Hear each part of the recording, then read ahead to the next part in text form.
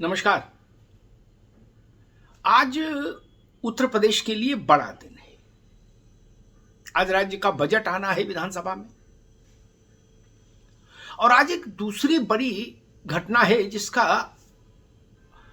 संबंध ज्ञानवापी से है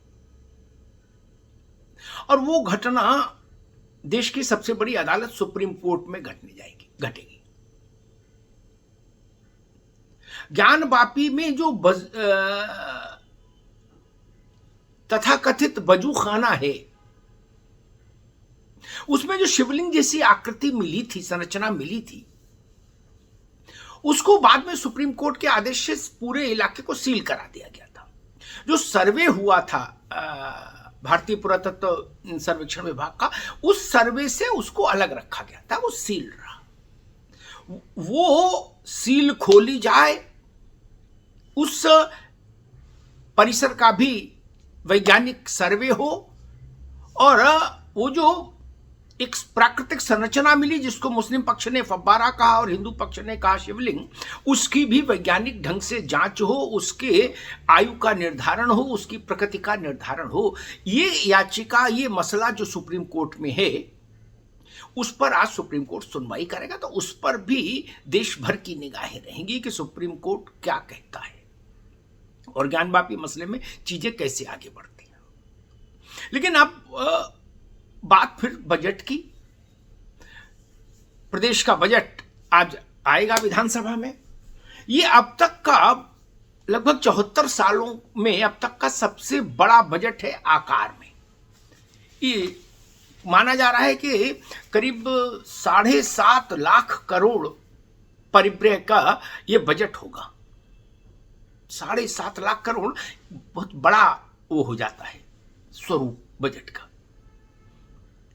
1950 में जब उत्तर प्रदेश का पहला बजट आया था, सोचिए, तो उस बजट का कुल आकार कितना था, परिव्यय कितना था? 52 करोड़ रुपए। 52 करोड़ रुपए सालाना के बजट से चलते चलते उत्तर प्रदेश आज 7.5 लाख करोड़ के बजट तक पहुंच गया है। ये प्रगति यात्रा प्रदेश की 74-75 सालों के बीच की है। माना जा रहा है कि इस योगी आदित्यनाथ की सरकार के इस बजट का मुख्य केंद्र, या यूं कहिए कि इस बजट में जिन सेक्टर्स पर ज्यादा जोर दिया जा सकता है, उनमें माना जा रहा है कि एआई का मसला हो सकता है, आर्टिफिशियल इंटेलिजेंस को बढ़ावा दिया जाए। प्रधानमंत्री ने सोलर एनर्जी पर जोर दिया है, तो सोलर एनर्जी को लेकर इस बजट में विशेष घोषणाएं हो सकती हैं। धार्मिक पर्यटन, अयोध्या, काशी, मथुरा, इन सबको, विंध्याचल, इनमें जो केंद्र सरकार और योगी सरकार की तत्परता रही है, जिस ढंग से उसको प्राथमिकता के क्षेत्र में रखा है, तो वो धार्मिक पर्यटन का विषय भी इस बजट में तेजी से दिख सकता है। फिर कृषि है, उद्योग है और एमएसएमई सेक्टर, यानी लघु और मध्यम उद्योगों का जो क्षेत्र है, वो ये एक धारणा है कि इन सेक्टर्स पर बजट का फोकस ज्यादा रहेगा। योगी आदित्यनाथ की सरकार इस बजट में इस बात का भी ख्याल रखेगी कि इस बजट के तत्काल बाद देश में लोकसभा का चुनाव है